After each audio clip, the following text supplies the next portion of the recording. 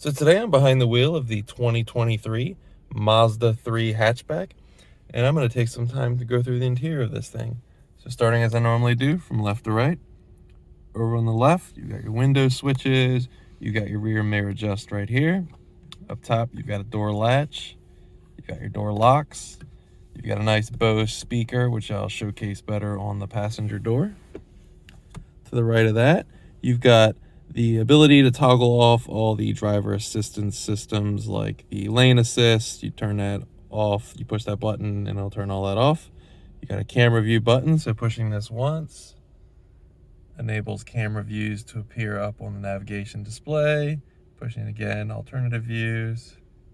Pushing again, and then back to the navigation screen. You got parking sensors, trash control off down here. You've got different presets you can set for the driver's seating position. You've got a trip reset right here. On the right of the gauge cluster, you have the dim level adjust for the gauge cluster, and then in the center you have the gauge cluster. So it's basically three circles. So over to the left you got your tach. Over on the right, far right, you have a temperature and fuel gauge, and then in the center you have a speedometer. In the center of the speedometer, you can cycle through different driver information screens. So you can have nothing there. And you have driver information such as your compass location, as well as your average miles per gallon. The gear is indicated down low, so right now I'm in park. Moving back to the steering wheel, how I was adjusting everything in the center is just this info button over on the left. You push that, you can kind of cycle through different options. On the back of the steering wheel, there are paddles, should you want to select your own gears. But over on the left as well, there is volume control, your tuner knobs, your talk buttons for your phone. Over on the right, you have all your cruise control settings as well.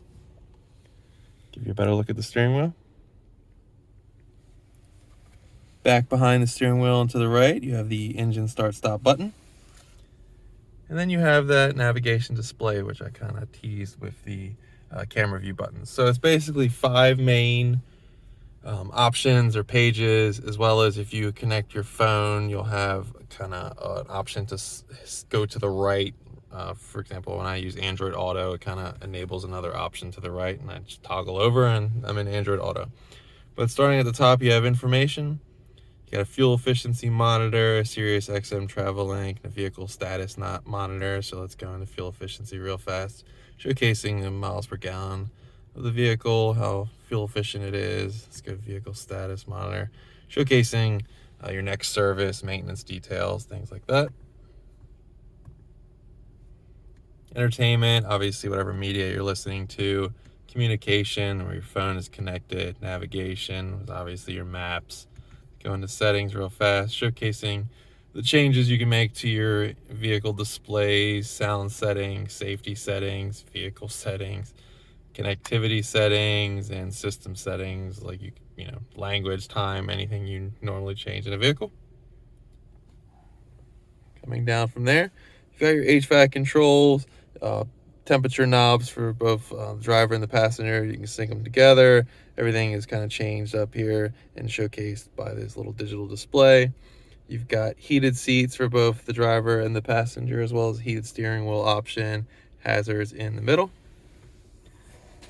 Down low below that, you got a nice little spot, put phone, whatever you think you want to put there. 2 cup holders. Moving back from the cup holders, you have your gear shifter. So you have park, reverse, neutral, and drive. And once you're in drive, you can knock it over and select your own gears right here, as well as up on the back of the steering wheel, as I showcased with the paddles. To the left of that, you have a little toggle. It's basically the sport mode toggle. So just flicking this will enable sport mode, and then toggling it down, off, toggling up, just kind of indicates sport right there. Coming back from the gear shifter in that sport mode, you have the parking brake latch right here. You have the auto hold button below that, which will save your right foot in any sort of a traffic braking situation. You can push that while your foot is on the brake and relax your foot, stretch it out, push it again, you can move the vehicle. This is basically the tuner knob for the full media display, as well as some favorites buttons surrounding it, like navigation. There's a music note over here, which is for the media, home, and the back button, and this is toggleable, as well as you can hit it left, right, and push down on it. To the right of that, you have a volume control knob, as well as a tuner knob left and right, as well as you can turn off or pause the music as well, and a favorites button below that. Got your armrest, can slide back, open up, features 2 USB plugs. I'm currently using one for my phone cord. Then you also have an old school smoker's plug right here. You have a nice little divider. You can pull it out and move it to different spots. So right now it's in the far back. You can slide it out and put it right here, kind of divide the space inside. Moving to the passenger side, glove box. Give you a look at the passenger door. You can see that Bose speaker that I was talking about earlier. Passenger seats. Rear seats. The front of the cabin has a sunroof. Sunglass holder. Controls up top. But that is pretty much the interior of the 2023 Mazda 3 hatchback. If there is a feature I didn't go in depth enough on and you have some questions, be sure to leave a question in the comments below, and I'd love to find you an answer. And if I can't, I will point you in a direction of an answer. Thanks for watching.